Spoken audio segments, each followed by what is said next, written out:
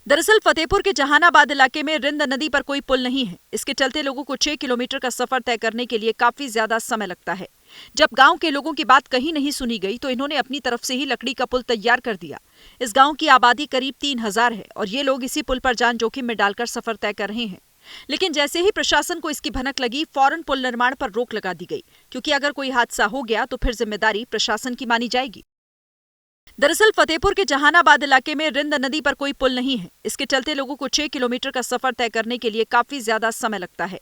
जब गांव के लोगों की बात कहीं नहीं सुनी गई तो इन्होंने अपनी तरफ से ही लकड़ी का पुल तैयार कर दिया। इस गांव की आबादी करीब 3000 है और ये लोग इसी पुल पर जान जोखिम में डालकर सफर तय कर रहे हैं। लेकिन जैसे ही प्रशासन को इसकी भनक लगी, फौरन पुल निर्माण पर रोक लगा दी गई, क्योंकि अगर कोई हादसा हो गया तो फिर जिम्मेदारी प्रशासन की मानी जाएगी।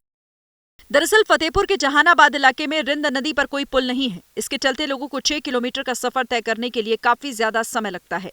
जब गांव के लोगों की बात कहीं नहीं सुनी गई तो इन्होंने अपनी तरफ से ही लकड़ी का पुल तैयार कर दिया। इस गांव की आबादी करीब 3000 है और ये लोग इसी पुल पर जान जोखिम में डालकर सफर तय कर रहे हैं। लेकिन जैसे ही प्रशासन को इसकी भनक लगी, फौरन पुल निर्माण पर रोक लगा दी गई, क्योंकि अगर कोई हादसा हो गया तो फिर जिम्मेदारी प्रशासन की मानी जाएगी।